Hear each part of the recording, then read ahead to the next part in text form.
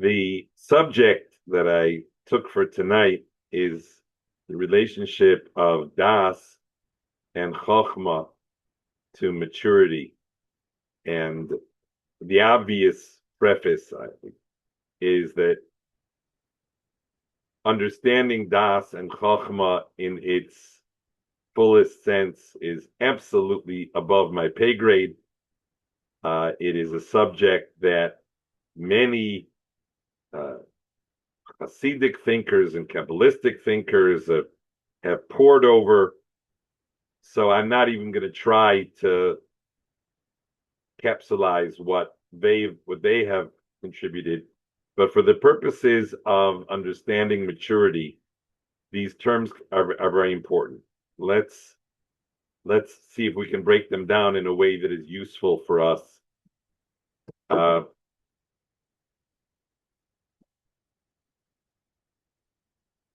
On a simple level, Das is Bina that you can explain. Let me break that down. Everybody has an intuitive gut feeling. Hanosein l'sechvi bina. The crow knows the difference between night and day. Now, he can't use that information. It is not something that he's actually aware of. It is simply part of his being, part of his consciousness. And that can be referred to as bina, where it doesn't make sense to ask anyone who has an intuition to explain their intuition, because by definition, an intuition is something that does not lend itself to explanation. So Chazal say, for example, Isha makeres ba'orchim. A woman has a bina, and she has a sense that this guest is a positive contribution and this guest is not. You can't ask her to explain why, because that is asking her to do something with the bina that she was not designed to do. But if you move it over towards das, so that is what we would refer to in English, I think, as discernment. It's the ability to differentiate consciously. That means das would be knowing this is mine and this is not mine. This belongs to you, doesn't belong to me. So that ability to differentiate, we're referring to as das. If you want to understand what the difference is where Bina moves over to Das, so Das is the ability to say maybe not. Those are the two key words associated with Das. Maybe not. So that means that I have a gut feeling, an intuition perhaps, a sense that something is correct.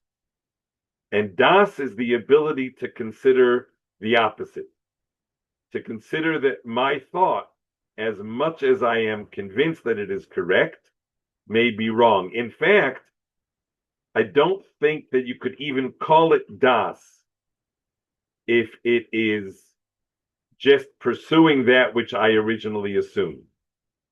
That would be subject to my bias and not likely to be a useful or productive thinking. Then when a person has the ability to consider maybe not, that means they have the ability to consider A and not A, then they can start using that tool in a particular direction. So the idea is to learn more about myself, more about my world, that moving in a certain direction with that das, that's called Chochmah. And the reason that's called Chochmah is because it is guided by Yiras Shamayim. Reishis Chochmah Yiras Hashem, meaning the vector or direction that das is supposed to take is towards that which will enhance my yiras shamayim. And I asked one of these AIs, what's the difference between critical thinking and Talmudic thinking? And it immediately came back with critical thinking does not start with any truths as being given. Talmudic thinking starts with the truth of the Torah, and then Talmudic thinking tries to then understand it better. So critical thinking destroys anything that anybody assumes is true, and Talmudic thinking starts with the knowledge that the Torah is true, the Yiras Shamayim is a fact, and we try to then understand it better. So, if you will, Das is the raw capacity to differentiate, to discern, to tell the difference between A and B. And Chochmah is the application of that Das in the direction of Yiras Shamayim. And if you want to think about Das, you might say that if Das has to always bring us to a maybe not, Chochmah has to always answer to the question of, is this bringing me closer to Yiras Shamayim? So that there's an underlying question that is always being asked.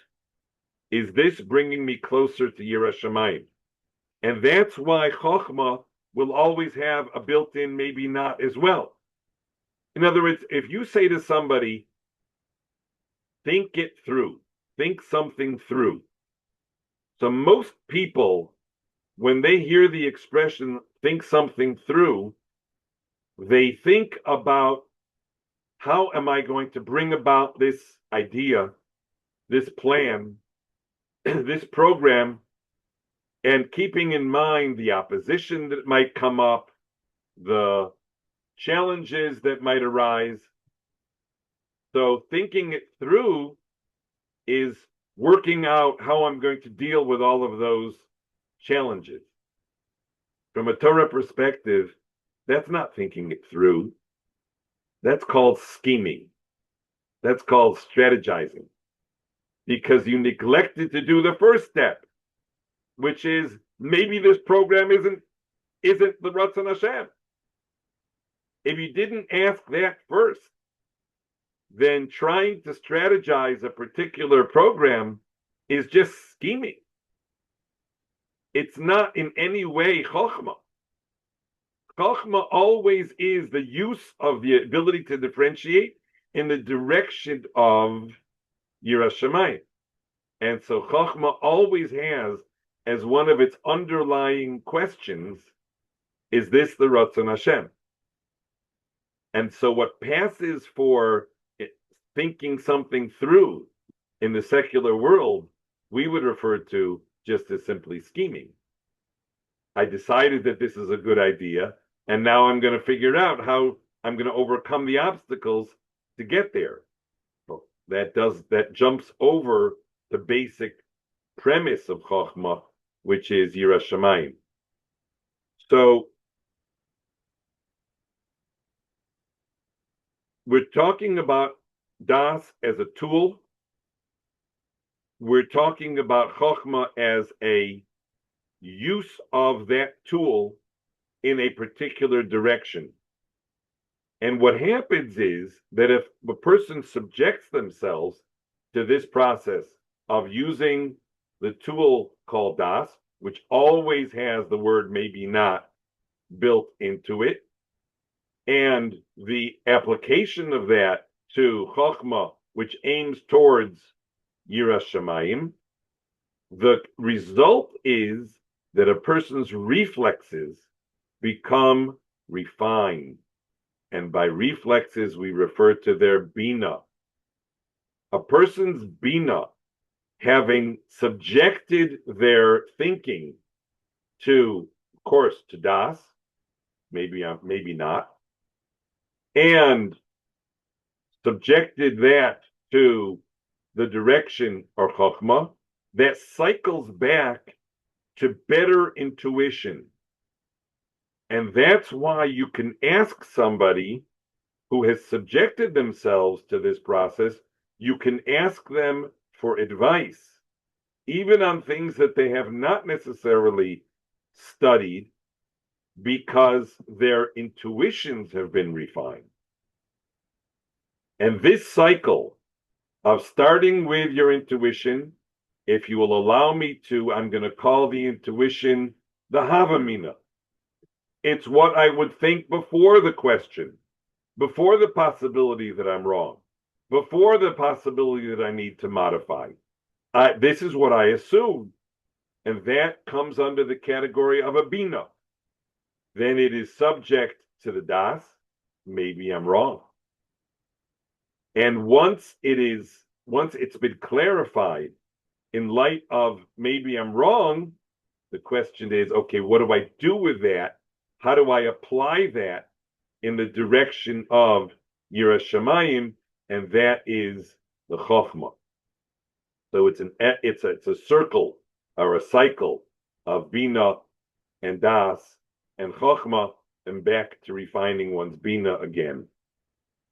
So I just wanted to put it out there that a person who is not subjecting themselves to maybe I'm wrong, so then they get stuck at but this is what I thought.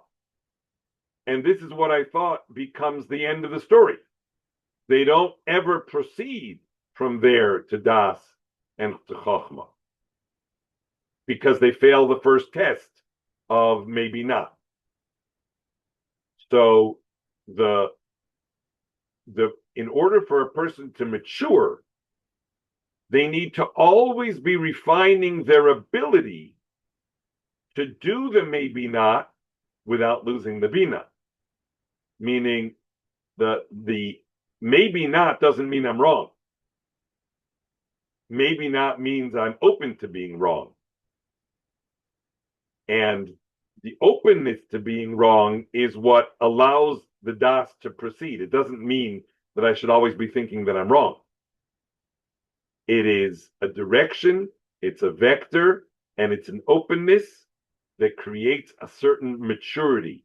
It allows the person to get past the way they were when they were a 6-year-old, because they bring up the assumptions of a 6-year-old.